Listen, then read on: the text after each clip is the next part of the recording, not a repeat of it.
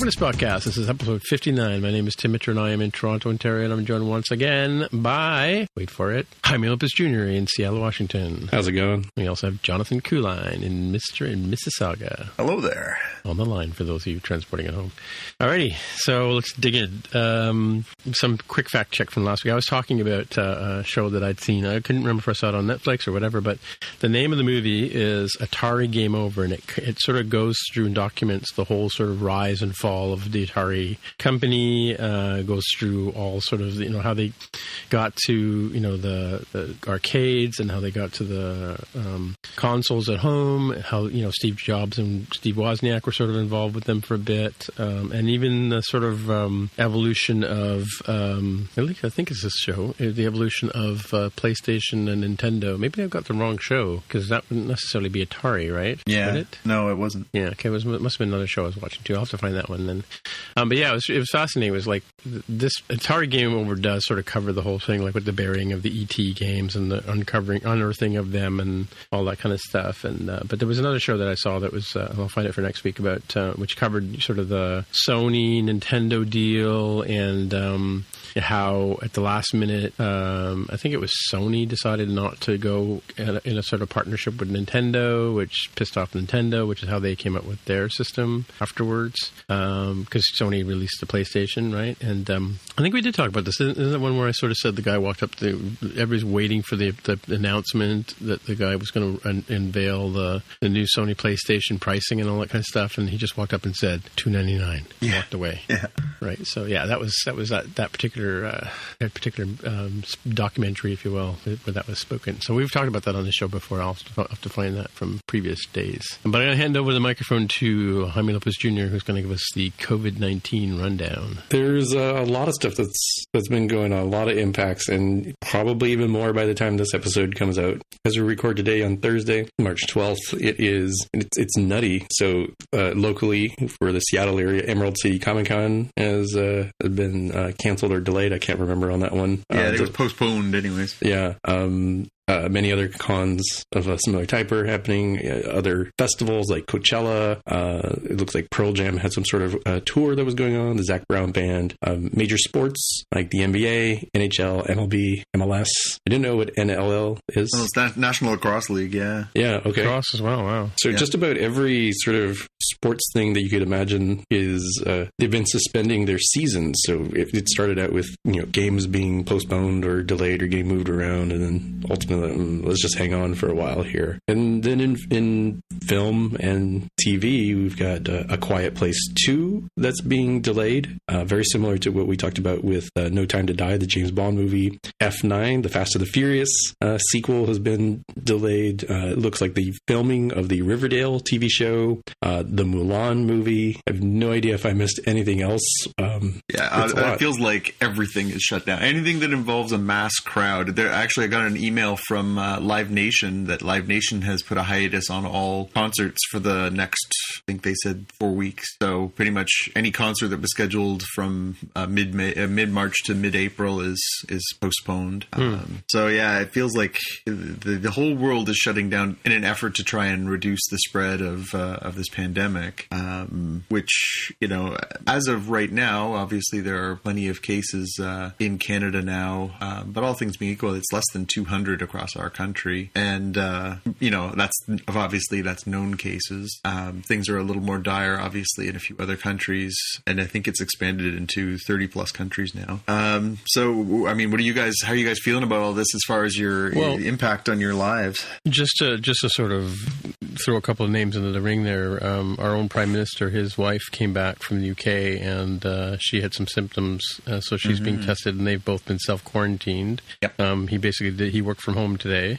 Tom Hanks and his wife, right. Rita Wilson. What's her last name? Rita Wilson. They've both been confirmed to have COVID-19, and they caught it in Australia when he was there filming a movie. Yeah, and so there's been a lot of companies have been shutting down. There was a case at RBC, one of the buildings at RBC shut down. Our Raptors were playing against the team that had the team. They were playing the Utah Jazz on Monday night, and that was where the first confirmed confirmed case of an NBA player.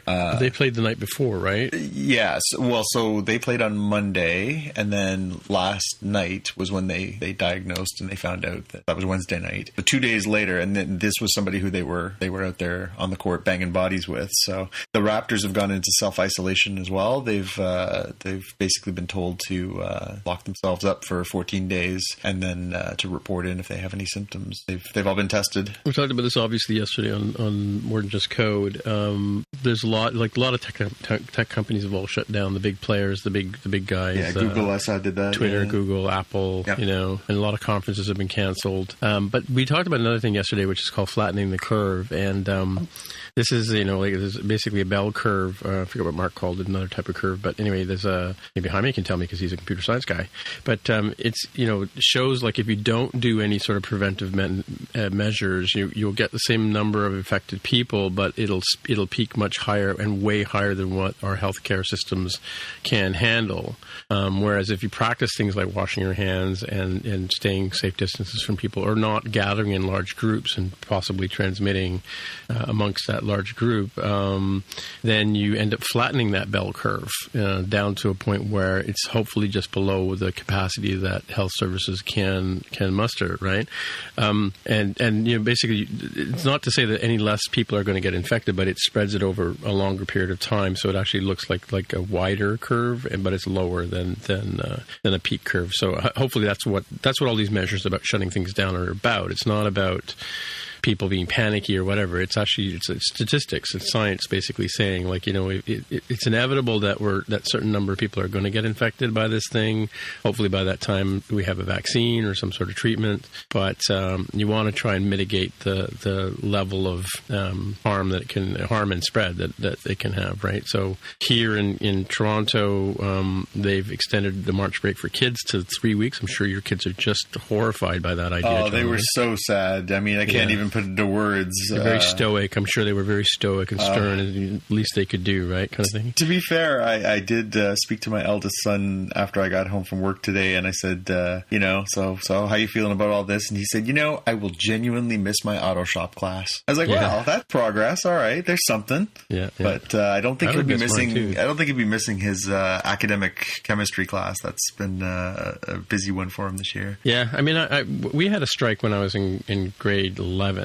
We had a strike for about a month or something. And yeah, we got to stay home and whatever. But you kind of miss the social aspect of going to school and hanging out with people and getting, beat up by people and, ridiculed and all that kind of hair pulling. You miss that stuff, right? I think maybe I had a different experience, but I wouldn't have missed that. Maybe you were pulling hair. I don't know. Oh, yeah. Anyway, so flattening the curve. Yeah, it's funny because social distancing is the term that's popped up over the last few days. Social distancing. I said, I have a 14-year-old. I'm well aware of what social distancing is. I can completely spot it a mile away. It involves a 14-year-old with a pair of headphones sitting in front of a computer all day. Right.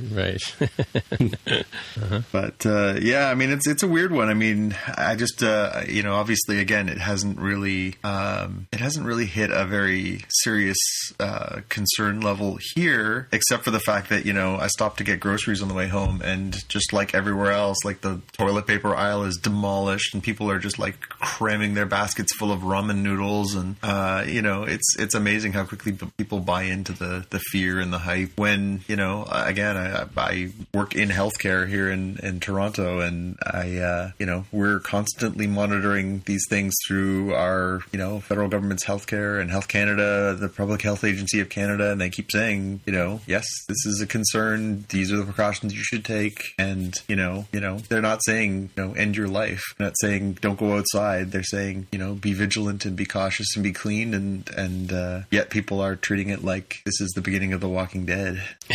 Well, I mean, so the other thing too is like I had a doctor's appointment for tomorrow, and I'd already gone and had my blood test done and stuff like that.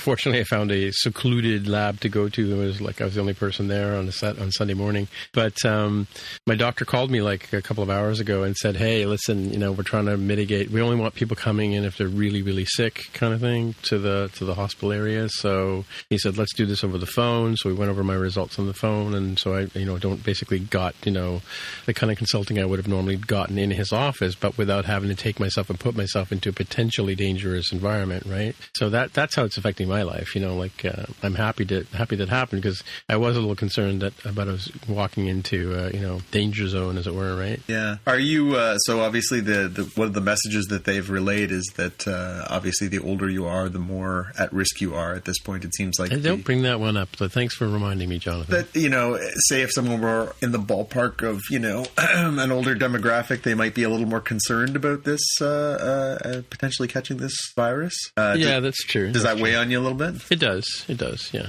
obviously. Yeah, I mean, it's big. Like we were, sort of tongue in cheek at work as we were looking at the numbers, sort of saying, where's the cutoff line? I'm in my 40s. Is that bad? Like it's, you're sort of trying to look for any glimmer of hope in what is a very scary situation. But boy, it's a weird thing that's sort of happening where people are, a few of my friends take the TTC and they say all you have to do is cough lightly into your elbow or have a sneeze. Everybody moves away, and people scatter around you, and it's this kind of sort of the fear, the paranoia, the racism.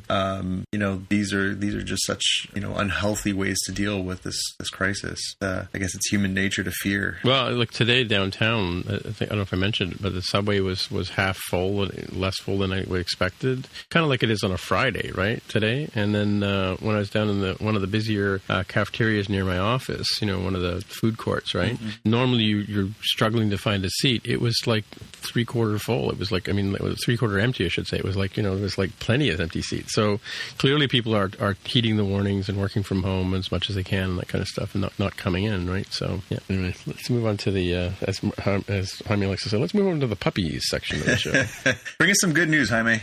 Yeah, I don't know how great news it is, because this is one of the few movies that has not been delayed, as far as I know. But it is exciting to see the final Black Widow movie trailer that shows us more of what's going to happen there and get people hyped. Ostensibly to come out in the summer. Who knows? Who knows at this point? So what are the details you spotted in this one that you like or don't like? I thought the Taskmaster, the character that she's fighting against, is interesting. It seems like I'm sort of vaguely familiar with the character in the comic books and how he has either studied or he has like a computer program or something that helps him fight as if he is other people. The comic book character is basically that this character has this incredible capacity to study somebody's moves and instantly be able to replicate them. And so it's almost like an ability, like a superpower. He can basically watch Captain America fight and then do all of his moves. He can watch, Daredevil or Spider-Man, and he can just mimic that. And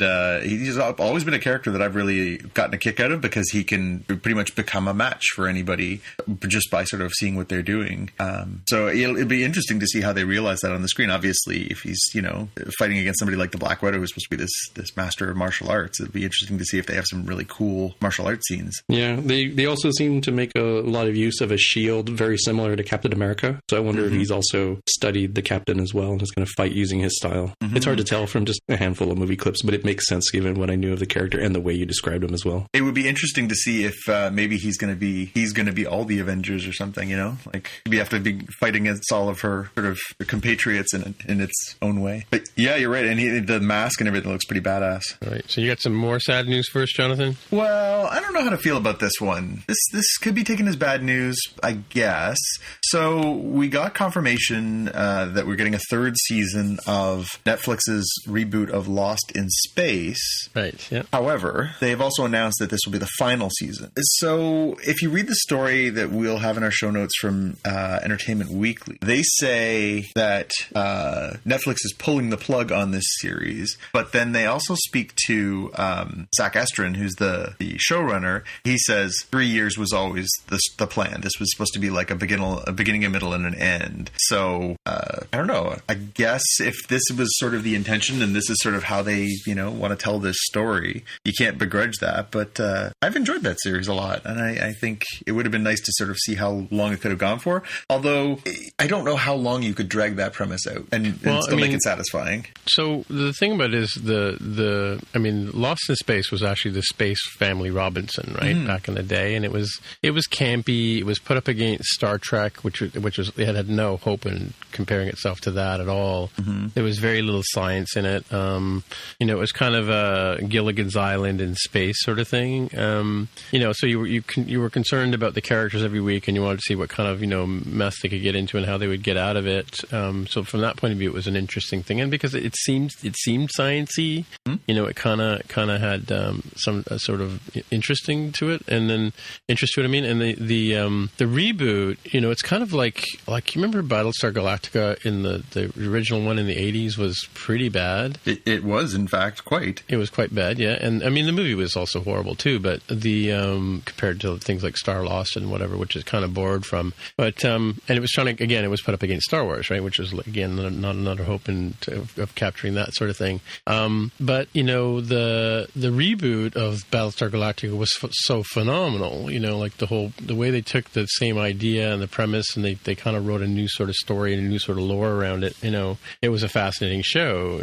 Notwithstanding the all along the Watchtower stuff, but yeah, it was good from that point of view. And Lost in Space is kind of interesting too. But what I really liked about the original series was the interplay between Will Robinson, the robot, and Dr. Smith, right? Mm-hmm.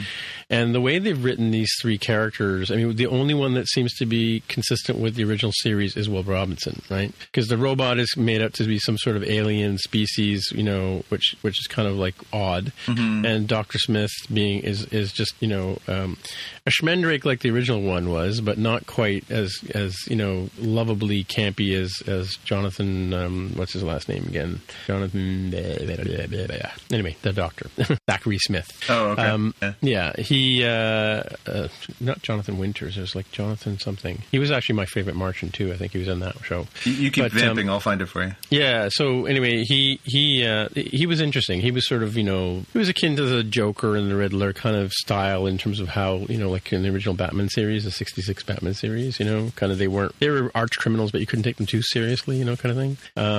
So that was a fun show. I mean, but yeah, it totally couldn't, if they rebooted it, it would be kind of, it would be super campy as opposed to as campy as it was, right? Yeah. So yeah, I mean, I'm happy to, it's happy to see the characters move along, but the story is kind of going in a completely different way, and it seems to be much more mature, much more adult science fiction-y kind of thing with the colonies and the controversies and the every man for himself kind of attitude that they have. It's a bit like Walking Dead in space, Yeah, although I will say I have enjoyed. I mean, it's Jonathan Harris, by the way. I looked it up. Thank you. I will say I have enjoyed the sort of balance that they've tried to put into it, with the balance between the sort of the ages of the three children, and then the interplay between the mom and the dad, the John and Maureen characters, Molly Parker and Toby Stevens. I think Canada's own Molly Parker. Oh, I love Molly Parker so very much. I think we talked about this previously, but I think they've done a good job of sort of balancing out sort of the sort of kid themed story along with the sort of the teen story, and then the sort of young adult story, and then the adult story. And I think they've actually done a nice job of balancing the adult story against the kid's story so that it's not too heavy all the time. There is still a little lightness to it, and I think that's what has actually kept me wanting to come back to that series. I wasn't really sure what to expect. I think I was thinking maybe like Lost in Space, the movie that came out in the 90s, or the campiness. Oh, yeah, that was pretty bad too. Or the campiness of the original. But what I've enjoyed about this one is that sort of like compared to a lot of the adult science fiction that is very prevalent nowadays, it does have a little bit of that sort of child, through the eyes of a child kind of, wonder. There's a lot of moments of Will Robinson just, with wonder looking at things and enjoying and just being amazed by the intricacies of space and space travel and stuff like that. There really is a sort of sense of wonder to it it's quite compelling. Yeah, I think that the interplay between Will Robinson, the robot, and Jonathan Harris as Zachary Smith, they it was like the robot and Will Smith as a combination were smarter than Dr. Smith, who was always trying to like Gilligan, he was always trying to get his way, get out of things, or get himself rescued and leave everybody else behind, kind of thing, which is similar to what this current Dr. Smith is doing. But that was fun, but this show, the writers have just gone a completely different direction. Like Will Robinson is still a pretty intelligent kid, but he kind of gets himself into jams and stuff like that. But But you're right. There is quite a difference between what's happening in the kids' lives and the adult lives, and the whole colony conspiracy thing that seems to be brewing, right? So I don't know if you can tie it up in another season, though. Right? I don't know. I think are they going to leave them lost in space? Or are they going to land on the planet they were heading to, or what's the story, right? Yeah, I guess that's the question: is a happy ending them getting where they were going, or is a happy ending just them being together and safe? Yeah, I don't know. Will they discover a Borg transwarp conduit that they can flip through, right? Yeah.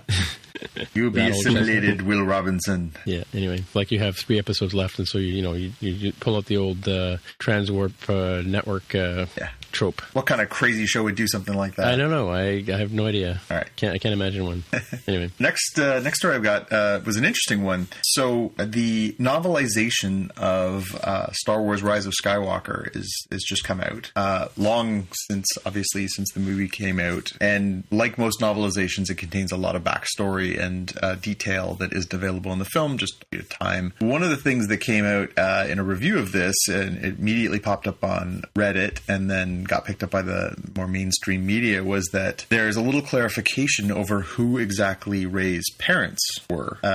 So the story goes, originally in... Wasn't Aunt Beru and Uncle Owen? No, strangely not. So the story was in Last Jedi that her parents were nobody, and then in Rise of Skywalker it was revealed that her parents were actually her father was actually Palpatine's son, and that she is a Palpatine. So it actually, in the detail in here in this story that's been done, is that Rey's father is not actually a son, but a quote not quite identical clone of Palpatine. But so according to this story on Reddit, it's not enough that they're related, right? Rey's father is described as, quote, a genetic strand cast and, quote, useless, powerless failure who is despised by Palpatine on account of his, quote, disappointing ordinariness. The boy's only worth, though more through more natural methods, was his ability to continue the bloodline. So that's weird. Yeah, it's weird considering that, Rey is such a kick-ass, Jedi type, how did she inherit that? Is it like baldness? It skips a generation or what? Midichlorians. I don't know. But it's a weird twist on an already weirdly twisted and frankly unnecessarily convoluted bit of storytelling to wrap up that saga. So yet another weird little bit out of this last burst of Star Wars. I had to think of it as being like the movie Multiplicity, the 1996 comedy with Michael Keaton. Wait, are we talking about the current episode of Picard, or is that coming later? It's coming later, but this one, Michael Keaton's character clones himself to be in multiple places at the same time, because he's overworked dad sort of thing, right? And he's needs to do more stuff to fix his relationships and handle work and all that stuff. And they distinctly have a point that a clone cloned itself. Spoilers for 1996 movie, and it was dumber than the rest of them. And I kind of feel like this guy. Sometimes when you make a copy of a copy, So it feels like this guy was the dumber one. Oh look, he's not force sensitive at all, and then presumably Rey gets the genetic pieces she needs from the mother. Filling in the flaws in the Palpy failed clone. I think there's an excellent spoof episode or Robot Chicken episode to be written about this.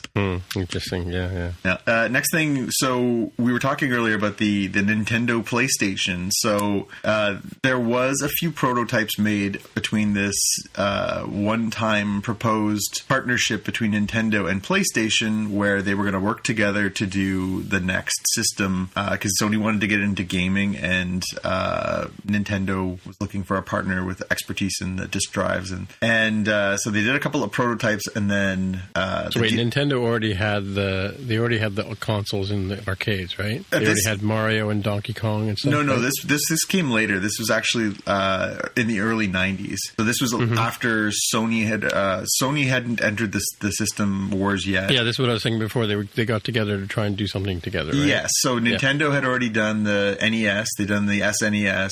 They had done the Nintendo 64, and they were looking at trying to get into a sort of a next level of the market to compete with some of the other rivals in there. They had talked about this partnership. They had done a few demonstration models, and then the deal fell apart. They went their separate ways. So So a few of these prototypes, rumored to be around 200, were created. None of them were ever sold. However, and when the deal fell apart, they were theoretically supposed to be destroyed. However, as goes with these things, not all of them were. So one of these ones turned up in an attic a few years ago, and it was put up for auction recently, and it just sold for $360,000 US. Okay, making it the most valuable console system as far as I know. So the person who bought it... But does it play Echo the Dolphin, though? That's what I want to know. No, well, it doesn't even say that it plays any games. It does look weird. It does look like a PlayStation and a Nintendo had a baby. It's pretty weird. Right, yeah. It has the branding on it that says Sony and PlayStation and Nintendo.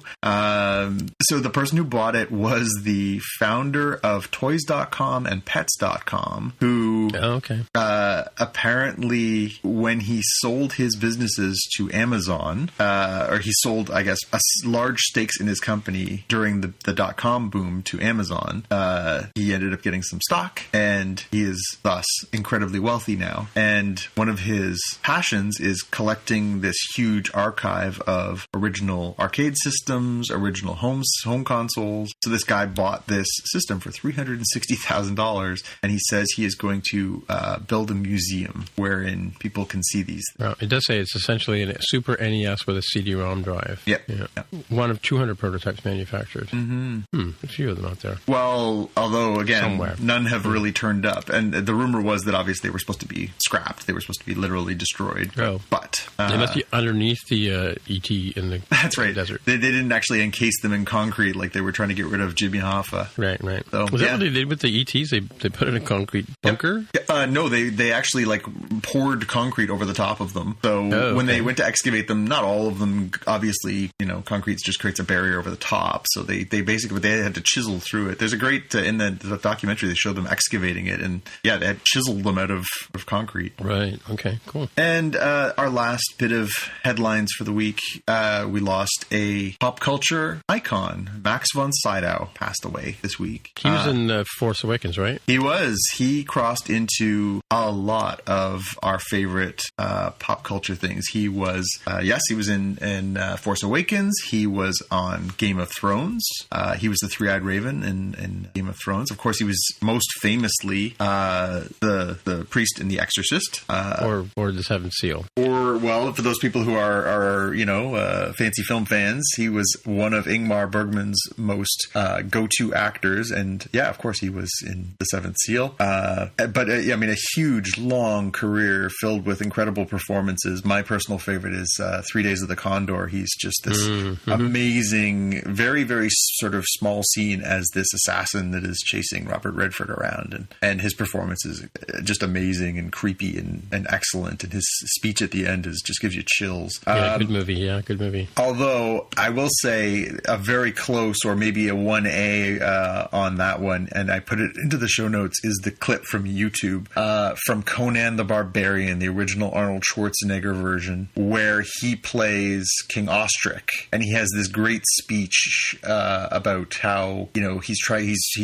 this angry king because he catches Conan and his two companions trying to break into his vault and steal all his stuff, and he says, I don't want all this stuff. What I want is my daughter back. This evil monster Thulsa Doom has kidnapped her, or basically she's fallen in love with him and his cult and has run away, and I want you guys to go and save her and bring her back to me. But he has this great speech about, there comes a time when, gold does not shine and jewels do not sparkle, and all a man wants is the love of his daughter. And this is great. And he's just this incredible, regal performance by Max von Sydow. And that scene is just one of my all-time favorites in fantasy storytelling. Cool. All right. Well, here we are at the part you've all been waiting for, the Picard cap, as I like to call it today. Season 1, Episode 8, the episode called Broken Pieces. So here's the question. What do you do if you only have 3 episodes left in the series? Well, you put a ton of stuff in Episode 8, right? So I have 4 pages of notes here. Kids, sit back, put your head back, here comes the drill. All right, so we start off 14 years ago. Well, I won't go through what happened last week and start. I'll skip that part.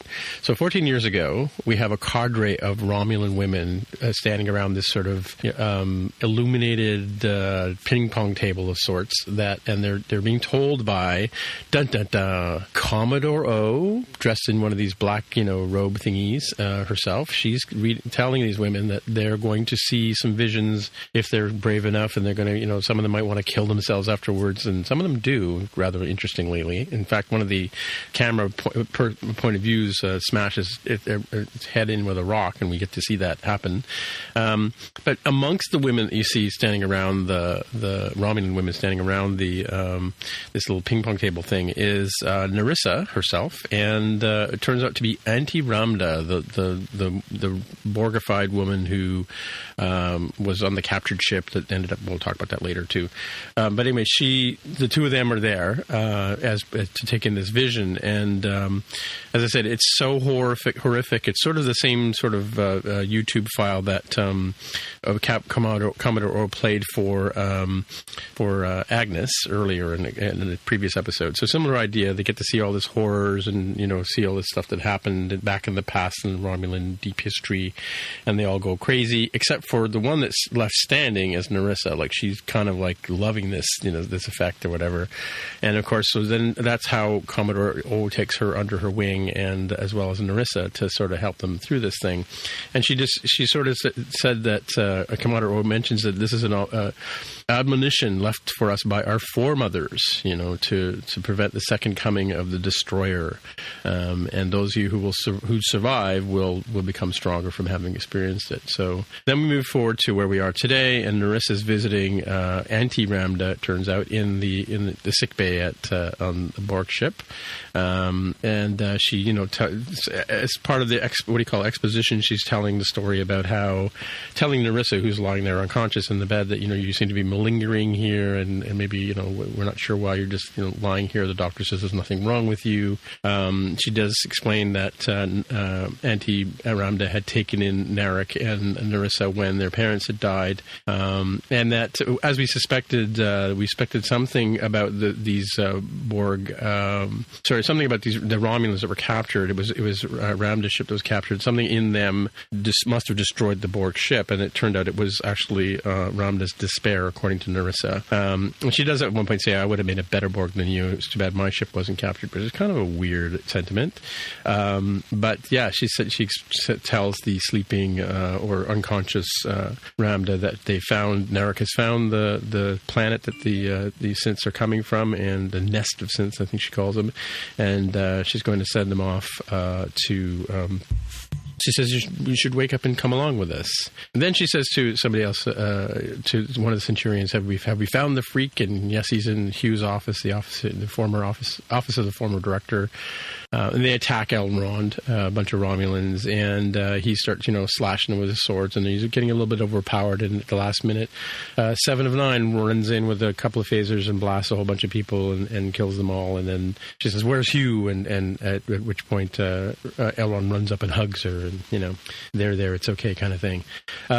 We're then back to the ship, La Serena, and Picard and Soji have just arrived, and we're seeing it from the point of view of Rios, who's really sort of taken aback by when he sees Soji. It's kind of like he's connecting her with somebody else. We get that sort of sense that he's been here before. And Picard's trying to talk to him, snap out of it, kind of dialogue. I need you to tell me where the nearest space station is, or point, I forget what they call it, but Deep Space 12 or DS-12 turns out to be the one that's nearby, and I want you to send him a secure link to Starfleet, and hey, wake up, I need you to do this for me. But Rios continues to be freaked out by this thing, and Picard basically, Soji is a little upset about the whole beaming on or showing up on the ship too, and he just sort of says, you have no choice but to trust me on this.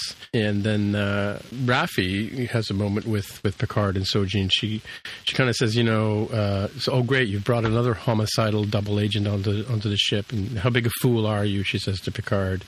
And she pulls a phaser on the two of them, and which, Picard's going, hey, what's going on? And she basically says, a neuron. That's all you know about this girl. She's just based on one neuron. Like, what do you know about her really, right? And she tells Picard that we've figured out that Agnes is a Romulan spy because she had that chip inside her. And he says, is that a fact or a theory? And she says, well, it's a theory. And then, we think that she killed Maddox. And well, how do you know this? And then we flash over to the sick bay, and the emergency medical hologram has proved that she basically disabled the medical bay and let him die, kind of thing, and forced him to die, sort of thing. So she murdered him, basically. And that's kind of what we kind of wondered about a couple of last episodes, is how come nobody kind of turned on the alarm and went, hey, what's going on?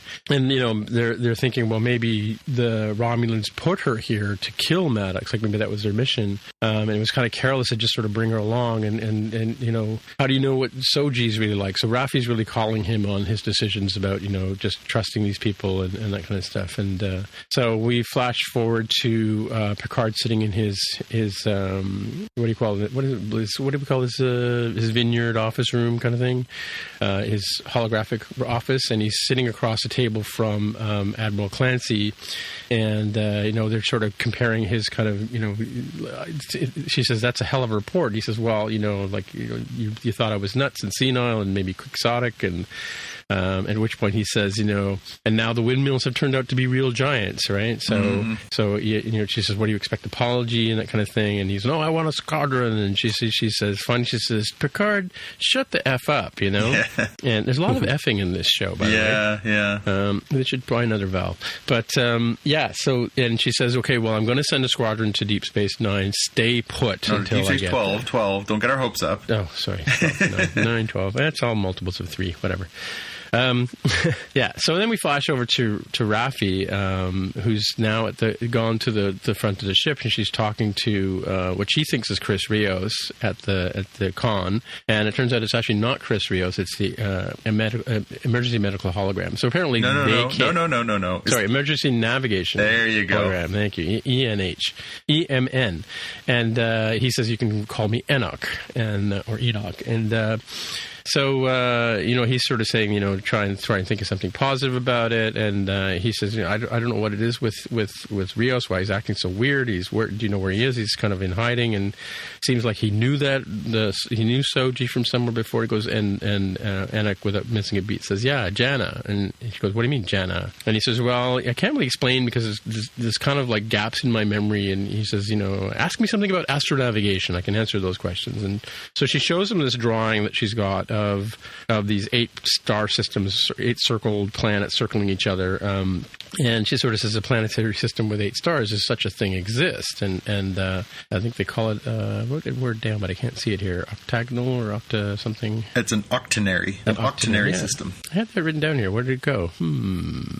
Anyway, so he she says, what is this such a thing? Could a planetary system exist like this? And he goes, well, there's a case of a 7-star one, and the Romulans have accounts of it in their ancient charts, but it's apocryphal.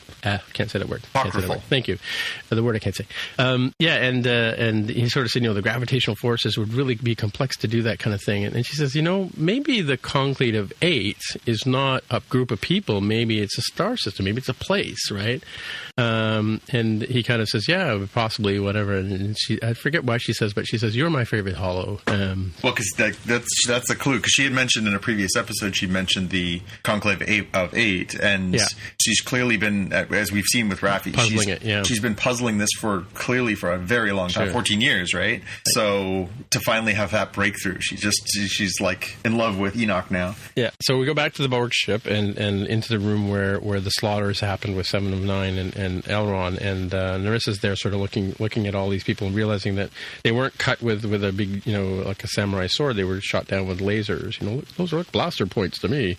And she says she finds the beacon, and she says, it's a Fenris Ranger beacon, and she says, I bet you I know which one it is. And then we move on to so now we're in the Queen's lair inside the Borg ship where 7 of 9 and Elron have run off to, and she says to him, why didn't you go with them? And he says, well, because I found a lost cause greater than the one he had. So Picard had released him to deal with the Romulan or the of Romulans versus the Borg situation.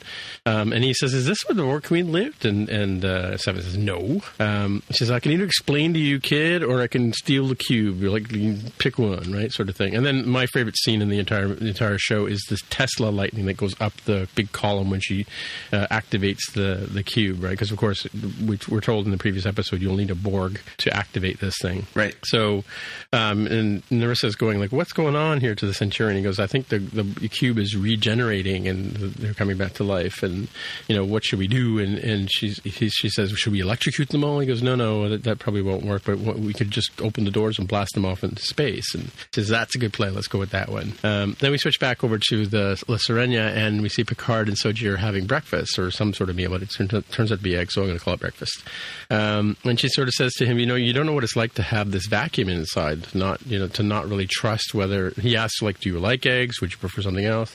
She says, "You don't know what it's like to not really know whether I like eggs for real or if it's just part of the data set that's been planted into me." And he says, "I can only imagine what that's like," right? And she's complaining about the fact that, she doesn't seem to have any sort of story now. She doesn't know what to trust. And Picard says, "Well, you do have a story. You have a past. And you have to figure out what that is and just grab it." And she says, "Well, tell me about Data," right? Because obviously she's been told about Data, and some of the words that Picard uses to explain to her what Data was like is he was brave, he was curious, he was gentle, he had a child's wisdom, and he made us all laugh, except when he was trying to make us laugh, right? And she says, "And you loved him?" And he kind of looks at her funny, and he goes, "Well, yeah, I guess in my way I did." And she says, "Did he love you?" And Picard just looks at her like perplexed. And he says to Soji, "Data had a capacity for expressing and possessing emotion. Data's capacity for expressing and processing emotion was limited." And he goes, "We sort of had that in common," because Picard suffers from that same issue as well. And she says, "Well, how do you hope he remembered you?" And hopefully someone who believed in him and believed in his accomplishments and his potential accomplishments, and counseled him. I don't know why that autocorrect said that, but and hopefully would get out of his way and let him do it. And she just looks at him and she says, she says, "He loved you," matter of factly, as if she knows somehow. Probably another planted idea, right?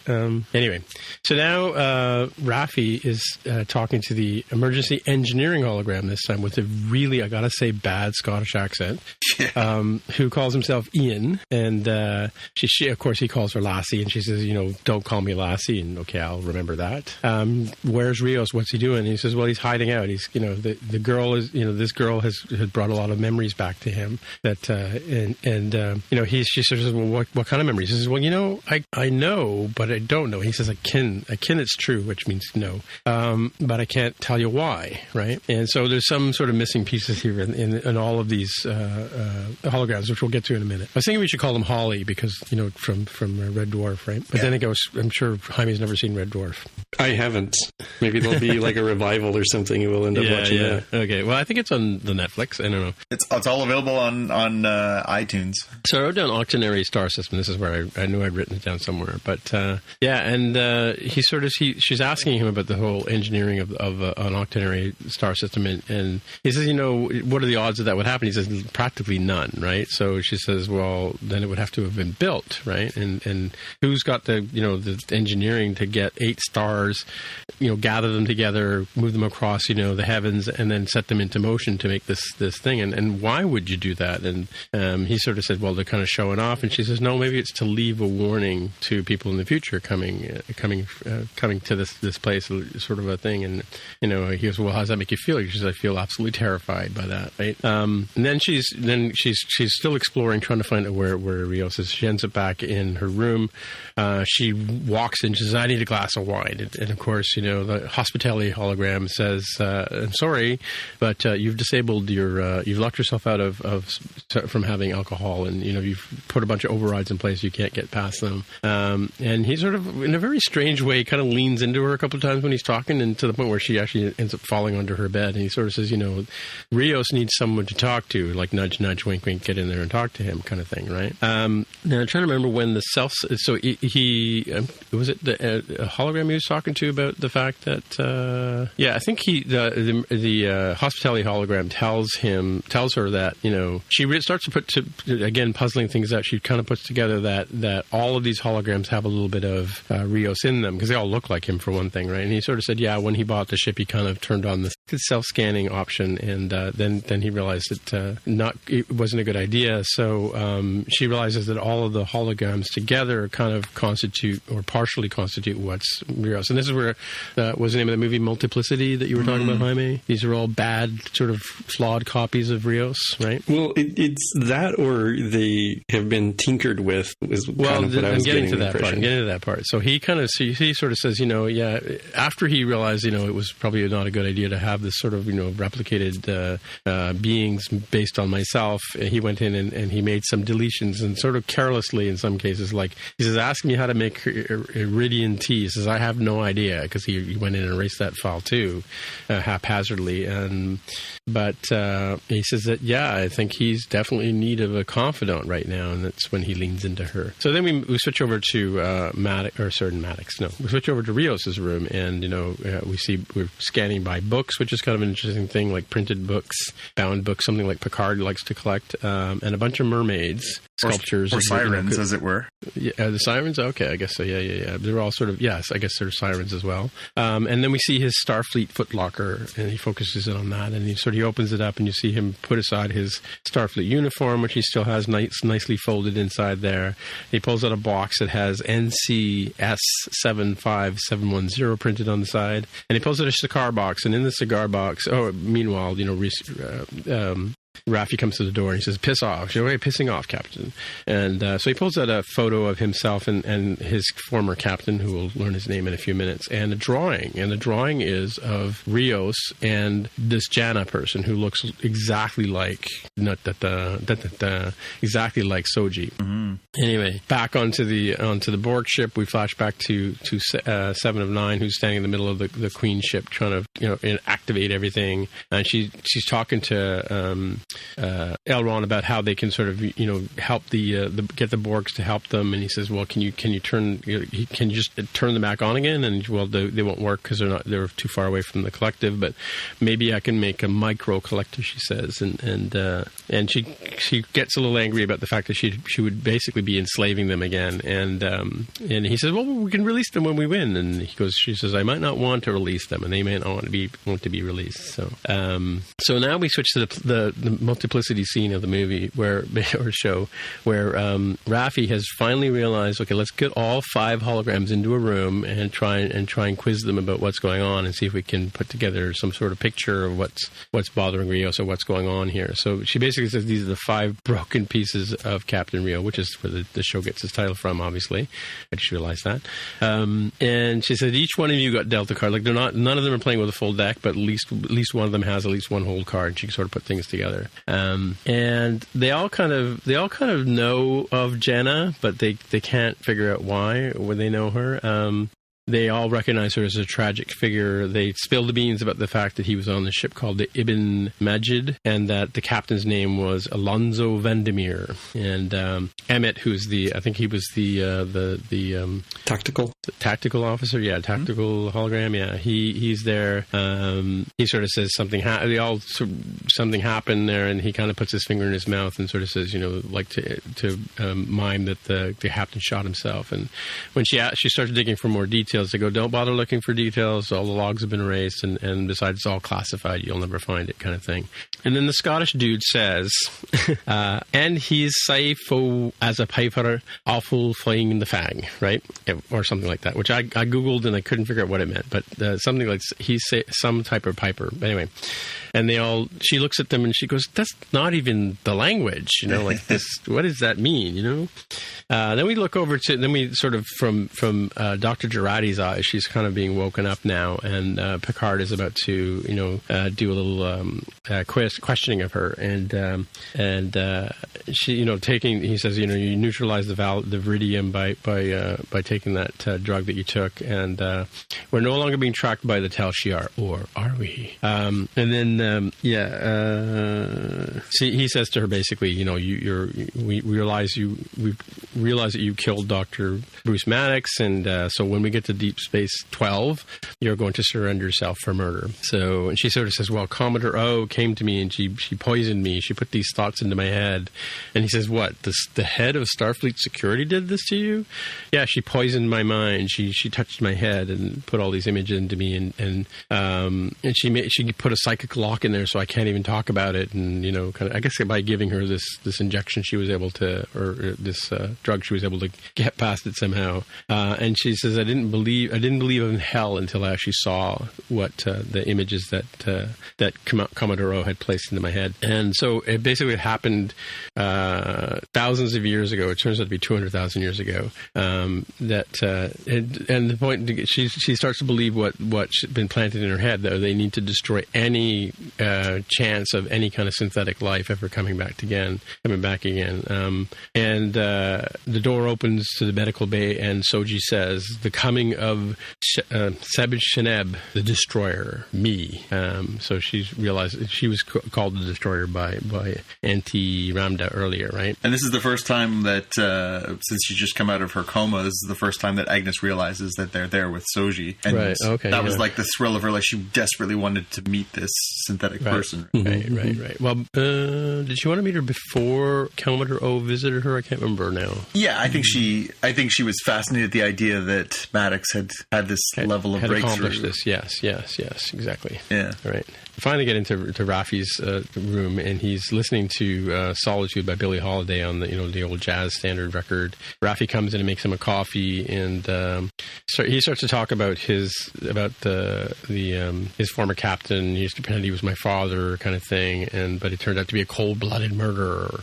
Now we start flashing back and forth between Soji and Agnes having conversations, and Raffi and Rios having conversations. So back to Agnes and Soji, and she's sort of fascinated. She's asking her questions about about her life as a synth. Like, do you sleep, and do you get sad, and what do you do when you get hungry? Do you eat, kind of thing? What do you do when you get thirsty? And she says, I drink. And you drink when you're thirsty. That's amazing. That's so beautiful. And we come back to Rios. He's talking about how they were sent to the Vact sector, and they came across a ship of unknown design, and they were sent there on a diplomatic mission, and he beamed the ambassador and his young protege, who turned out to be Jana, onto the ship. Switch back to Agnes and Soji, and talking about the construction of Soji, and she says, you've got a sort of a beauty mark on your face there, and that's artistry. That's amazing. And she says, well, I also have a mole on my chest and a crooked toe. And she's like, that's amazing. Like, I can't believe that's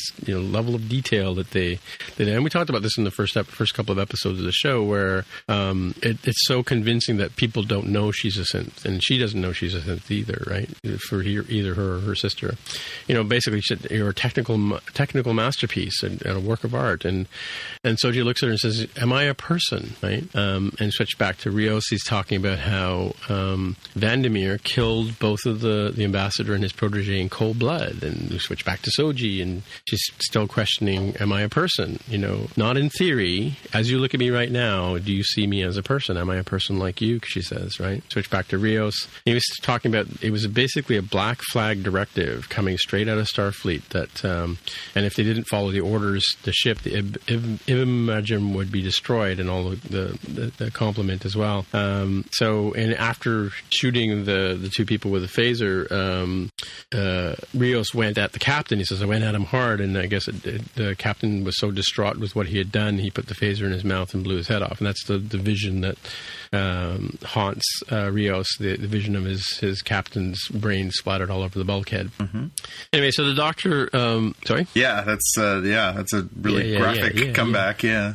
So he says that he comes back to, and he says to Raffi that, I doctored the logs. I made it seem like he killed himself for no reason at all, and basically I covered up the incident, kind of thing. And 6 months later, I was kicked out of Starfleet for post-traumatic dysphoria. And then he shows Raffi the picture that was drawn, and I think I forgot to mention that they called the one synth called himself a beautiful flower, and the other one was Soji. So not Soji, Jana. And he says, "Look at this drawing. It's just the the other the beautiful flower guy, he drew this of us, and this is the same person. This is like the splitting image of Soji. And again, this is another one of those things where the paintings that Data did and of Soji as well, right? How did he know that? And then Raffi says, well, who gave the order? And so we switch back, before the answer comes back, who gave the order? And the next thing Soji says is, Commodore O, ordered you to kill me. And, she says, after having met you, I would never do that, and of course, Soji says, I would never allow you to do that, So we come back to the Borg cube now, and what's her name? Narissa is happily shooting, it's target practice, duck hunt time with the PlayStation there, and she's shooting all the XBs, eliminating them all. And I don't know if you noticed this, but they were inside the 3D printing lab because there was a couple of 3D printers on the table there. And so back in the Queen's chamber, Elrond notices that the lights are going out in the big sort of 3D display that's in front of them, and he goes, "Are those Borg life signs?" And of course, Seven's like, "Oh, real look of worry on her face," so she's got to jump into action.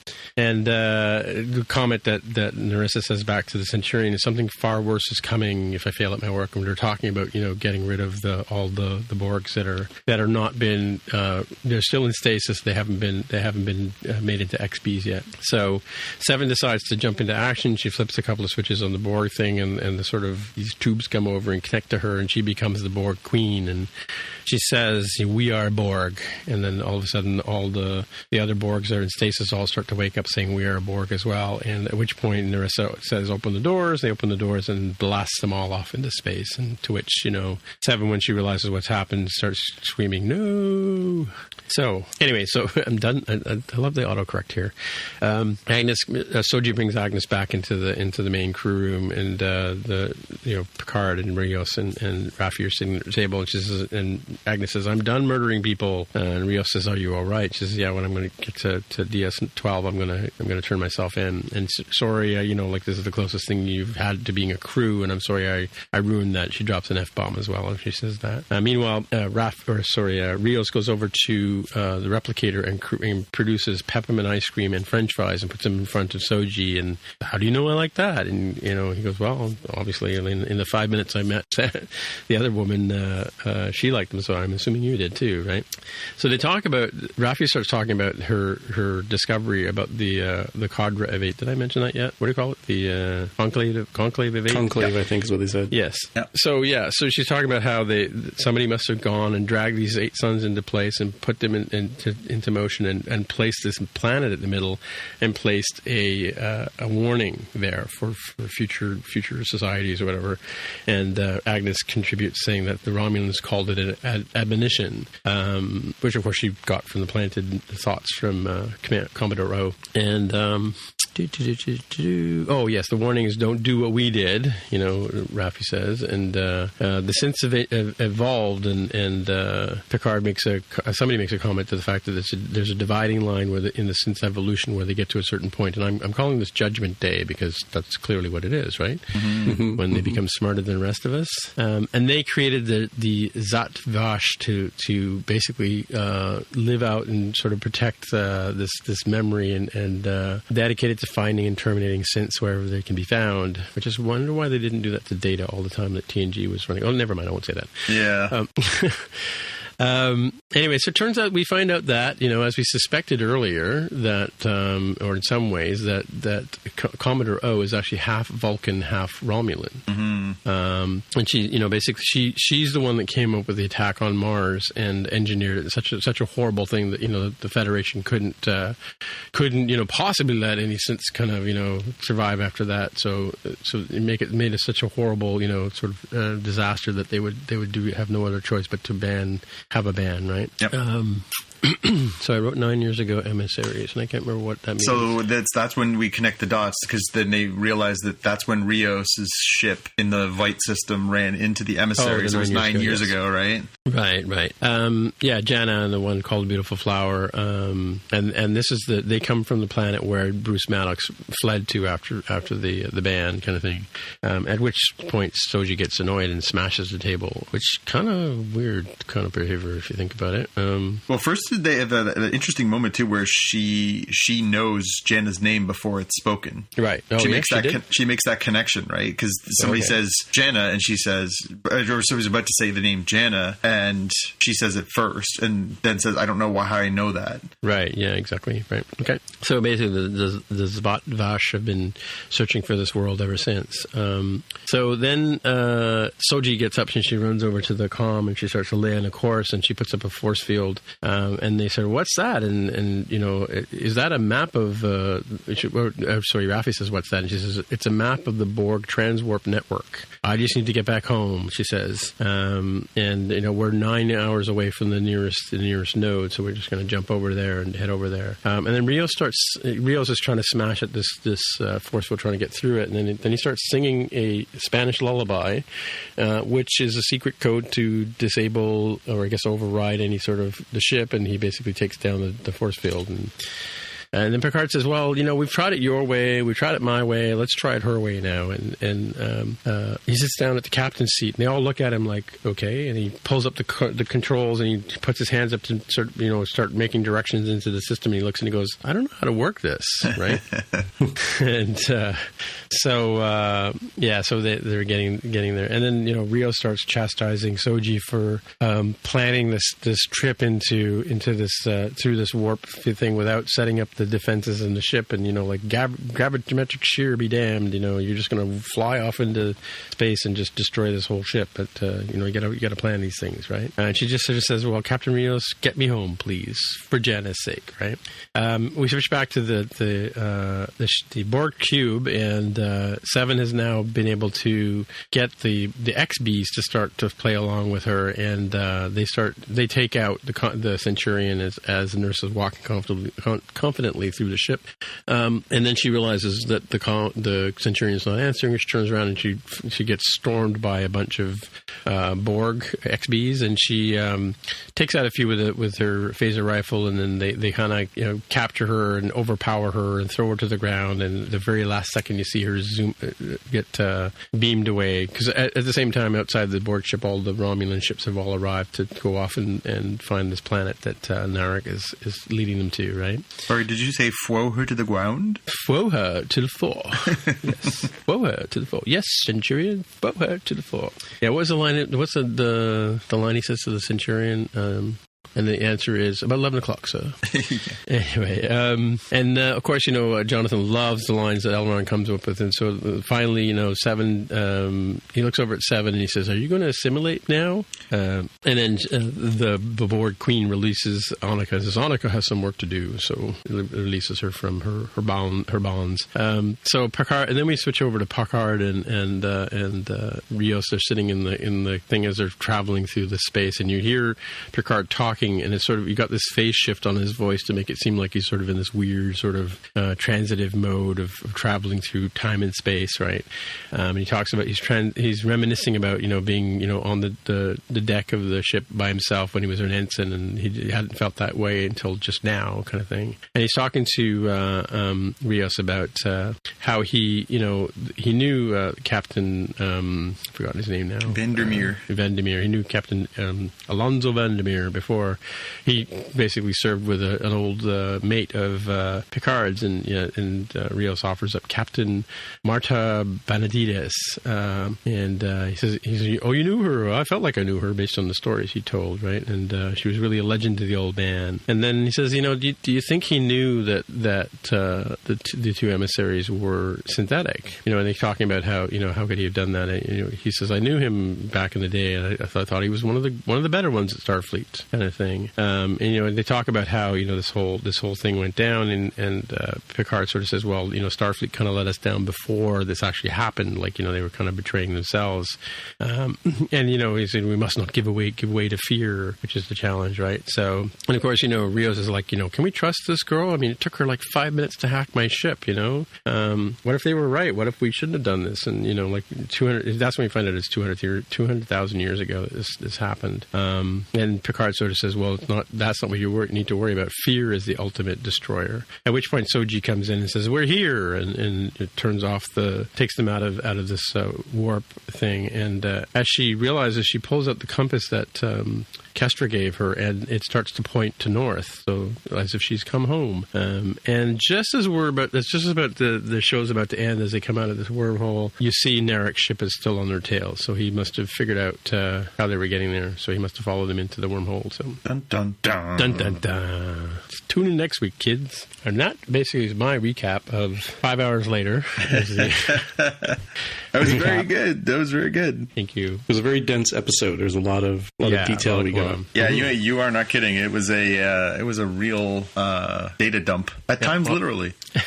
So, what do you think? I'll let you guys talk for a bit. So, I have a couple of things that I spotted. If Jaime, you don't mind my chucking a few more things in there. Mm-hmm. When they're at the beginning of the episode, when the would-be Jatvash are standing around the cauldron like a crew of witches, they put their hands in and they have this vision. One of the visions is clearly Data's face. Oh, really? Okay. If you, I watched it twice just to make eyes. sure. Yeah. It starts out as a skeleton of a synth, and then for about an eighth of a second, it flashes and becomes Brent Spiner's face as Data. So very prophetic, not just coincidentally prophetic, but very prophetic. I thought this was a good one because when Narissa is having the conversation at the beginning of the episode and she's talking to the unconscious Ramda, she basically says, the Borg made a real mistake when they tried to assimilate your Tal Shiar ship. And so we weren't 100% sure what had caused the cascade failure that had shut down and disconnected this Borg cube from the collective. But now we know that we've put all these dots together, that it was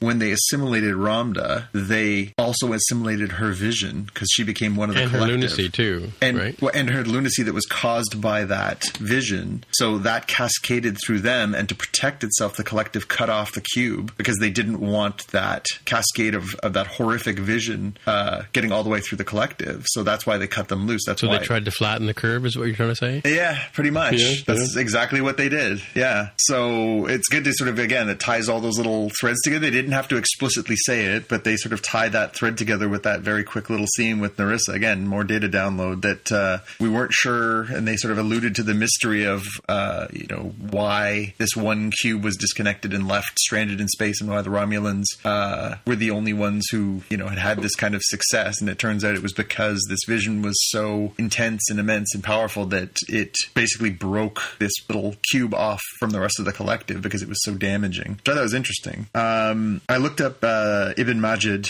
just to sort of see if there was any more sort of threads to weave there. So Ibn Majid was Ahmad Ibn Majid, who was a 15th century Arabian navigator and cartographer. He was famous for helping Vasco da Gama find his way from Africa to India, and for helping the first navigation of the trade route between Europe and India. And his nickname is well known as the Shooting Star. So I don't know if any of that comes back around or if it ties in your minds to this episode, but I thought that was a little interesting bit of trivia that was sort of tagged in there. And the other last thing that I saw was just a weird little line when Soji was trying to take control of La Serena and said, I have to do this for my brother and sister. I thought that was an interesting line. She deliberately refers to Beautiful Flower and Janna as her brother and sister, which I think will be an interesting tie-in when we finally hopefully get to meet the rest of the synths or get some conclusion there, how they regard one another, how that connection is. Because obviously she referred to Daj as her sister, but I wonder how this collective of synths regard one another. And not dissimilar to, I guess, Data and Lore and to a certain extent B4, right? Mm-hmm. Yeah. What was the name of Data's daughter? Lal. Lol. Yeah, something like that. Yeah, but yeah, lots of. You're right, man. What an episode! It was just like tied together all these little threads and sort of set the stage for sort of once they explained the backstory, they explained the conspiracy, they validated Raffi's stuff. We got some closure on the Rios mysteries. Like, well, there was a lot of stuff in there. What do you think, Jaime? Yeah, I had a lot of fun with the way that we got to see all the emergency holograms together, right? So like the EMH we know is the medical and seems to have an English accent. You've got the ENH, the navigational one that has an Irish accent. You have the, I guess, emergency hospitality hologram. I don't know. They say Mr. Hospitality, but I don't think that doesn't fit the pattern, right? I think he's Captain Obvious, right? Yeah, and there's some discussion about what he sounds like. To me, he sounds like he's Southern USA in some or Midwesternish, and some people say Canadian. I don't know if there are any Canadians have ever heard like that, but maybe like Newfoundland or something. Newfoundland? I don't know. No, it's not Newfoundland at all. I've never met a Canadian that sounded even remotely like him, so I just assume maybe my set of Canadian people that I've ever talked to in my life is maybe more limited than I thought. But continuing on, there is the ETH, the tactical hologram that is Spanish speaking of some sort. People online say Chilean. I'll take their word for it. I don't know if he speaks with a particular accent, or is Santiago Chilean himself? Is that what they're going off of? I don't know. Santiago, but I have to look that one up because I don't know what he is. No, it says he's from Venezuela, so I don't know why they chose Chilean online. And then we met the emergency engineering hologram, which has what I assume is an homage to Scotty with the Scottish accent. Mm-hmm. So those are fun. It's been fun seeing those individually, and it was pretty fun seeing them all together when Raffi's interrogating them or questioning them, understanding what's going on. Yeah. So 2 episodes left. I think now, as I said, I think we sort of wrapped up a lot of these sort of lingering threads and are sort of built for what should be, you'd think, a lot more pew-pew in the next episode. There was a fair bit of pew-pew with Elnor and Seven. Right. Seven doing her best impersonation of a Borg queen. And Nerissa, she's so vehement to shoot the Borg, so she overheats the gun. Yeah. Right? Your gun seems to be malfunctioning. Sorry, I broke your gun. Yeah, I'm still not sure. Even if the next few episodes are, an hour and a half, it kind of still feels like we'll have a lot of questions left with this go. So I think it'll lead into, a pretty heavy semi-cliffhanger to lead into season 2, is what I assume here. Mm-hmm, mm-hmm. Yeah. And I'm still... Well, they'll wrap up this story, though, like they did in Discovery, right? They had the search for Spock thing, and was that the second season they did that? Yeah, because the first season was the Emperor, right, in that show, right? Mm-hmm. So I wonder if after all this build-up that the synths will even be there. Oh. It's a good question. Like the Foundation where everything's gone? Well, yeah, I wonder if they get there and then they have like an empty, abandoned place that then is the next thread to sort of get you to season 2. Oh, okay, yeah. Or there's, one last watcher on the wall or something where, it's one more person. But I don't know. I wonder if we're sort of being set up for, because now it feels like, it's all been culminating because the Romulans are headed there and Seven's got control of the cube and she's headed there, and the Snakehead with Narek is coming and they're headed there. Is it all sort of headed towards this big, explosive thing, or is it headed towards a big but they weren't actually there? Well, if you think about it though, from the point of view of this whole conspiracy side of the angle, right? I mean, the fact that the Federation's been in on it, or parts of the Federation have been in on it. I mean, the head of security is in on it. That's a major piece to sort of like, okay, what do they do? Like there's going to be a lot of paperwork done when episode 10 is finished, right? How does the Federation come back from? It's kind of like the Undiscovered Country where they had that whole conspiracy thing going on there too, right? Like, how do they recover from that kind of conspiracy happening, right? I mean, what are they going to do?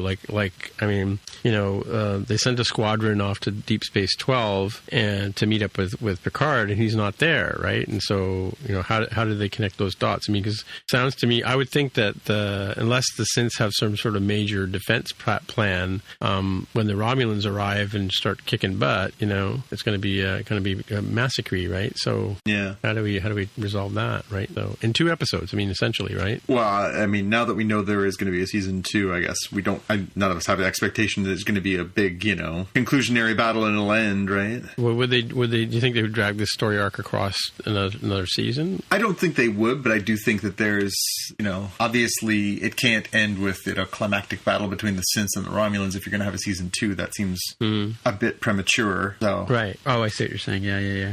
I still thinking that you end up with the Enterprise arriving and then in smash cut to the credits. It's like, come watch season 2. We got your money already. Yeah, that would be an interesting twist. It really would. I mean, they said Squadron, so it could be anybody. It's like, like I said last time, the Captain Worf for the Enterprise. Hey, I picked up Geordi, on the way, and then also Riker shows up. He's like, hey, you know what? I decided to unretire to show up, get my ship too. Yeah. Everybody's got a ship now. Beverly's on her ship. We just brought everybody. Sulu, yeah. Yeah, it starts becoming like the later TOS original series movies where like everybody was a captain or an admiral. If you were the janitor, in the 60s show, like eventually you hung around enough, and I guess you got enough glory for being on the Enterprise that you would be an admiral too. I thought there was a telling line that I don't know if we really touched on it last week, but Riker does say at one point, I still have active service, but it would take a hell of a thing to get me to come off the planet or whatever. I wonder if that was a little foreshadowing for potentially down the road. Let's blow this thing and go home, kid, right? Yeah, like I wonder if they were doing a real setup there. The Millennium Falcon shows up. Yeah, it was like an active reserve, active retirement sort of thing where maybe he has to do, like 2 weeks a year sort of thing, but he gets some sort of benefit out of it. Yeah, well, they let him keep the shields he's got wrapped around his property. Yeah. True. His home security system, his Ring cameras, Alexa, shields up. Yeah, nope. Mystery Bob. All right, what is up? Let's do the watch list, shall we? Yeah, we shall. All right, so dig in there, honey. Yeah, I don't know how this escaped everybody. I mean, not just us. I feel like I didn't see any fanfare about the fact that Amazing Stories on Apple TV Plus had actually started. Like we talked about the fact that it was coming. We saw the trailer, but I didn't see any sort of news about like, hey, you can start watching the episode now. And so I happened to stumble across it. I did see some TV commercials for it the other day. Okay, did you? Okay, good. Because I didn't see the normal sort of like, tech news or movie, TV news sort of articles of like, FYI, it started, go check it out. I didn't notice it on my Apple TV the other day when I flipped it on, Did you watch the first one? I did. I stumbled across that and I said, season 1, episode 1 of Amazing Stories, The Cellar was on there. It's about an hour-long episode. Basic premise is this guy is helping his brother out to do like a home renovation in like a like 1919 era sort of building, and he ends up going back in time to that actual era from the cellar. And I don't want to spoil too much more, but it's like I never watched the original Amazing Stories, but it is sort of in the vein of like Outer Limits or Twilight Zone or Black Mirror. It's definitely not at least this episode is definitely not as dark as those. So I don't want to get people like the wrong idea, but it feels that sort of anthology episodes type of show. So it's pretty good. I'm pretty sure the main guy, I kind of recognized him. I think he might be the main character from the Maze Runner movie series. If anybody's seen those, the kid, the main guy, the main kid. So it was fun. I mean, I still have my Apple TV Plus subscription for like 11 more months. So I'll keep watching this. I don't know that it's going to be necessarily must-watch television for me the way that like Picard is, but I think it's good for like a Sunday afternoon sort of thing. Did you watch the morning show at all? No, haven't watched that one. So we finished up Servants. We finished up C. I'm probably going to start Mythic Quest soon. Yeah, I'm thinking about that one too. Yeah. So I think I'll eventually get to the morning show, and they delayed filming on season 2, right? Because somebody contracted COVID-19 in the the crew or something like that. I saw an update on that, but I don't know. Interesting. That's a real-time follow-up. All right. So what do you got first, John? Yeah. Again, speaking of things that sort of slipped through the cracks that I had not realized was a thing, but we had talked about Altered Carbon coming back to Netflix, and that the first season was kind of an interesting sci-fi thing. But they've also are putting out an anime movie called Altered Carbon been re-sleeved, and the trailer went up this week on YouTube, and it looks really cool. I don't know. Again, I didn't know that this was a thing, that this was coming. So I don't know if they had announced it previously, but yeah, it's a one-off. It's just supposed to be this sort of like standalone movie, but yeah, it looks really, really interesting. Cool. And it's still set around the same main character, Takeshi Kovacs, and is tied into the regular Altered Carbon universe. It's supposed to be like a different adventure in a different sleeve that he has, and it's all done in anime style. Apparently, it's coming to Netflix on the 19th March. That's cool. Yeah, right. Yeah. So not only is it coming, but it's coming quite quickly. So just in time to finish watching. Now that we have no live sports or movies in the theater, I guess we can all catch up on our Netflix shows, and you'll have just enough time to watch Altered Carbon season 2 before you watch Resleeved. Right. Indeed. So who put the real-time update here? That was me. Just a couple things that have sort of popped over the wire since we started our conversation. So you had mentioned, Tim, at the beginning that the Prime Minister of Canada's wife was being tested, and they have confirmed now she does have COVID-19. Oh, really? Wow. And our Prime Minister will be tested, and he is also going to self-isolate for 14 days. So that's pretty up there as far as sort of people of note that have contracted that. So that would be the equivalent, Jaime, to our First Lady. And also there was news this evening that Disneyland in California is closing for only the 4th time ever. Wow. Yeah, I think we were talking about the NHL closing down their series. They haven't done that since the Spanish flu, right? Yeah, I mean they had the lockout season. They canceled the entire season of early 2000s. But the last time that something like this happened was 1919 was the last time this happened, and I believe Seattle was actually playing for the Stanley Cup that year. Oh, really? The Metropolitans, is that who it was? So yeah. The Pilots? So it was a plot to make sure they didn't win the Stanley Cup, right? Yep. Interesting. We didn't time it like you all to maintain your NBA championship for even longer. Jonathan, we get to be NBA world champions for another year. Yeah, we were joking about that at work, that we should get to keep the championship banner, hang another one. Yeah, so the 1919 Stanley Cup Finals between the Montreal Canadiens and the Seattle Metropolitans. The Metropolitans were up 2-1 in the best-of-5 series when it had to be canceled due to an outbreak of Spanish flu among the two teams, and it actually killed one of the defensemen on the Canadiens, and another of their players, their manager was so permanently weakened by his illness that it led to his death a few years later. So this was like a serious thing as well. Yeah. So this is learn the lessons of the past. This is why you postpone your season, right? True. You never want to get to that point. Well, speaking of postponing seasons, I saw the first 2 episodes of Dispatches from Everywhere, which is kind of a science fiction-y, rompy sort of Doctor Who-ish kind of show. It's very strange and convoluted, and there's sort of this weird secret society thing happening in it. Stars Jason Segel and another actor, I can't remember her name. But it's interesting. It's kind of weird and wacky. I watched the first 2 episodes. I wasn't super thrilled enough to watch the 3rd episode, but I've set it back up in my PVR. I think I'll give it a couple more tries. Maybe I'll catch the 3rd episode that I missed because I didn't set my PVR to record that one. It's got Sally Field in it, and one other guy. I think he's the guy from... It's Andre 3000. Yeah, Andre 3000. Yeah. I can remember his name. But yeah, he's in it too, and he's an interesting character that he plays. But yeah, the Jason Segel's trying to figure out what the hell's going on, and the other 3 characters seem to know or seem to have some sort of idea what's going on, and it's kind of they refer to this game that's going, but they haven't been able to put our finger on what the game actually is yet. So it's kind of a interesting sort of weird thing, sort of like you see characters and then they kind of run away as soon as you look at them, kind of thing. Yeah. So yeah, it's a mystery. I'm curious. I haven't had a chance to sit down and watch it yet, but I'm curious too. I heard a great podcast with Jason Segel talking about it, and he was saying that this was based on, he was trying to think of something to write. He wanted to do his own project again. Oh, right. Okay. And he said this is based on real events that happened to him. Really? Wow. Where he basically saw this random ad on the street and sort of fell down this rabbit hole of a weird world. And he said he wanted to just sort of see where it went because he thought it would make a great TV show. So, yeah. Well, yeah, I think Neil Gaiman's written sort of stories like this one. Like there was one story I read recently by him about this guy who sort of stumbles into this weird world and underworld that runs around under regular London, right? And he comes out at the end, and sort of there's demons and there's whatever. Forget the name of the book I read, but Neverwhere, is that the one? Yeah, Neverwhere. Okay. Yeah. Have you read it? Oh yeah, I've read almost everything that Neil's written. Okay, all right, Everywhere. All right, cool. Well, I guess that's it for the week. So, hey, how many people want to get in touch with you? Where would they find you? I'm on Twitter as @DevWithAHair. Right, and Jonathan, people want to get in touch with you? I'm on Twitter and Instagram as @JPKNews. Okay, and my name is Timitra, TIMMITRA, on the Twitcher machine is where you'll find me.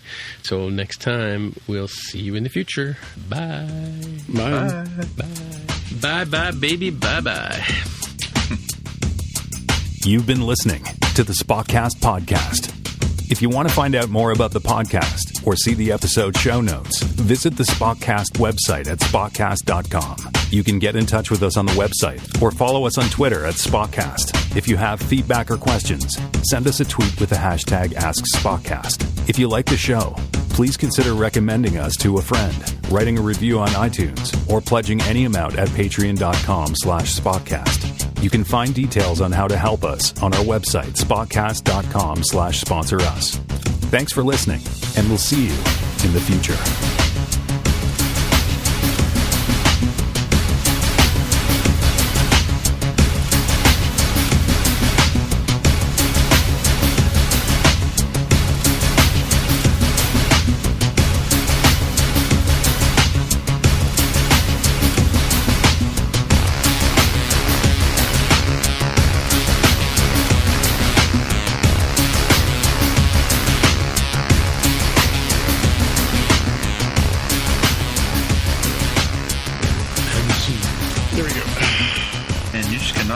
Social media anymore. For what? Just the next domino that falls. You're just I know. It's like constant disaster. What's that? The Prime Minister's wife has now got coronavirus. Great. Yeah. Maybe while I curl up in the fetal position for a little Yesterday while. It was like Tom Hanks. Today it's the Trudeau's. Yep. I think the biggest, scariest one was when even the NCAA surrendered today and decided to cancel the championship tournaments. Because the NCAA is not well known for its sensitivity towards its competitors, and the fact that they were willing to take the humongous financial hit of not having March Madness basketball is a sign that things are definitely requiring them to close that down. Yeah, that's good. Yeah, it's a lot of money. It is it's a lot of impact. Even to the point of them deciding we're not even going to do it in empty stadiums to still get the TV stuff going. It's just it really feels like if we had a way to shut down the entire world for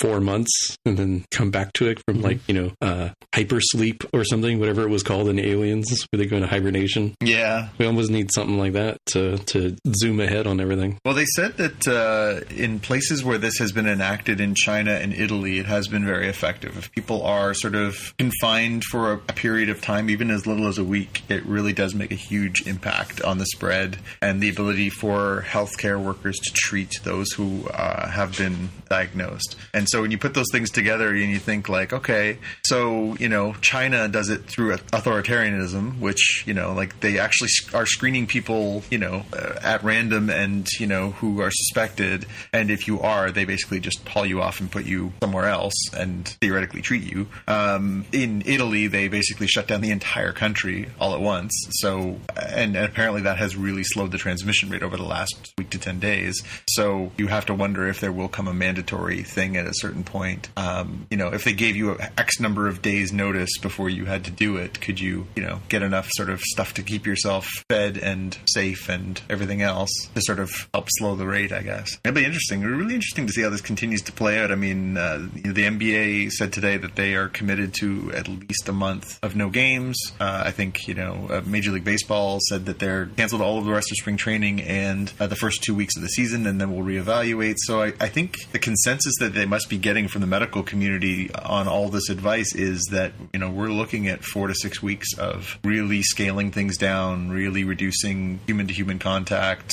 I wonder where this will take us over the next few weeks. Yeah, I think that, and I'm sort of partially concerned and not so much concerned for the gig economies that are out there. They're wondering what's going to happen to them because they're not really built on any solid ground, Something like this kind of thing takes out small businesses all the time, right? Like we're already starting to worry about bars and restaurants and, those kind of things come and go all the time, right? So small theaters, movie houses, everything, right? Yeah, absolutely. And where does the line on paranoia stop? I, as you know, I'm a big comic book collector and reader. And, I was out last weekend and went to a couple of comic stores and was browsing through the books and didn't really give it a second thought. Comic books, especially older ones that I'm looking for, tend to be quite dusty and, so I always, carry, hand sanitizer with me and I always use it. So I don't really get concerned about it. But obviously there is a level of exposure with something like that are handled. But I haven't really sort of allowed it at this point to sort of make me paranoid.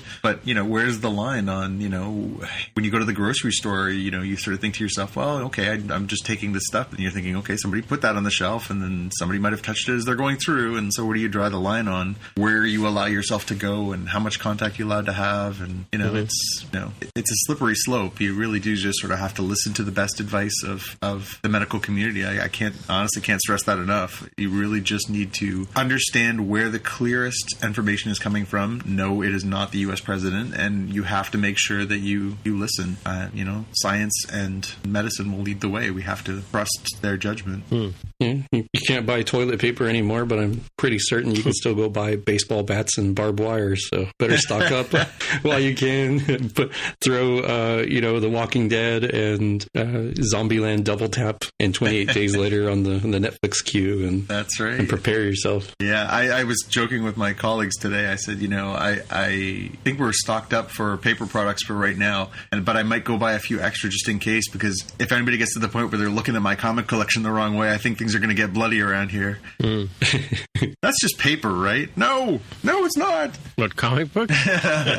Graphic novels, you mean? Just a big stack of them next to the toilet. No. Well, somebody was telling me that there's some cultures where they don't. The plumbing system is so weak that they actually can't flush paper products down the toilet. So people carry a rag around with them, for wipage purposes, Yeah. Well, there was a joke on last night's Daily Show with Trevor Noah where he basically said, oh no, we've run out of toilet paper. Whatever will we do in this room that has a shower in it? If you're really having that tough a time, it's going to be okay. You'll be fine. Oh wait, I'm sitting on top of a bowl that has water in it. And there's a sink next to me. Whatever will I do? Yeah, crazy. Yeah, bidets and towels, right? That's Xavier said earlier. I've never ever envied somebody with a bidet before, but now I do. Yeah. Huh. Oh, what's this character? I never noticed this little character on my iPad that's got this like squiggle. Is that for writing notes? Oh, it is. It's just in. What do you know? Discovered a new feature or something. Yeah. I guess it's been there the whole time. I just never noticed it. You can actually hand write I could write cursive messages to people and they would not be able to read them. This is true. And real-time follow-up here. We've been wondering about Microsoft Build, considering it's occurring in Seattle in May, and they have decided to make it digital only, streaming only this year. Well, we talked about that yesterday, right? Is that the same conference? That was the one we said it's kind of weird that this big conference had not been canceled yet. Yeah.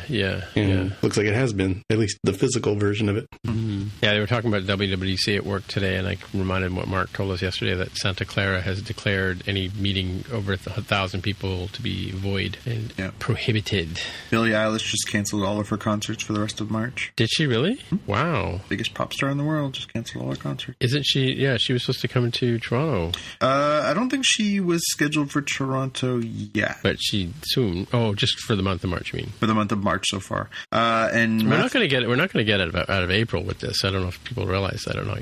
This closing down until March is not enough. Oh no, I mean it'll keep going, but yeah. Apparently the stock market took another huge hit today. They said it was the worst one day since Black Monday in the 80s.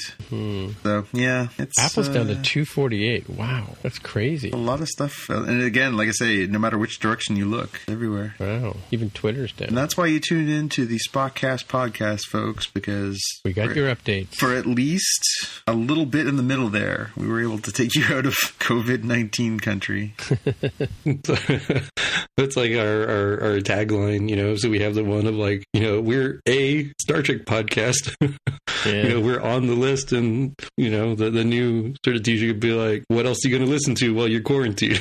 We can entertain you. Take your cares away. That is true. Wow, that's crazy. Yeah. Apple March event to launch iPhone 9 canceled over COVID virus. Well, you can't cancel something that hasn't been announced, but it will be interesting to see what they do with what should have been the March event that everybody suspected. So, I mean... Oh, was there supposed to be a new phone coming out in the Yeah, the iPhone SE2, so like the smaller, cheaper phone updates. And that one gets interesting. And Jonathan, I'm kind of wondering, just given the journalism background you had, so for something like our developer conference, it's kind of not too bad. Like there are options. Like, all right, we can still get the content through live streaming. There's these labs where you get to talk to Apple employees. Like, well, maybe you could do it through like, Zoom or WebEx or something. But a big part of the Apple sort of, announcing or giving previews of hardware is having journalists there in the room putting their grubby hands on stuff, which is,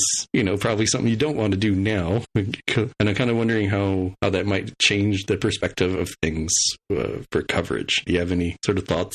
I guess the question is sort of what's available. And, say what you will about moments like this in history, but they do spark innovation and invention and creativity in that too. They also spark all kinds of unpleasant things. But, I wonder if we're going to see some sort of moves forward in the way that we communicate with each other remotely, the way that we share information remotely, the way that people produce content, differently for audiences that can't necessarily be in the room. I wonder if we're going to see any sort of leaps forward through this process. Initially, obviously, just the simplest things is to, if you did a real time with somebody who was on the other end of your conference and they had the device in their hand and you could say, okay, now swipe this, okay, now swipe that way. Like you could actually sort of have a concierge kind of service that would sort of allow you to test it without being able to test it. But I wonder if there'll be any advancements as well. Especially, if you get a bunch of bored at home engineers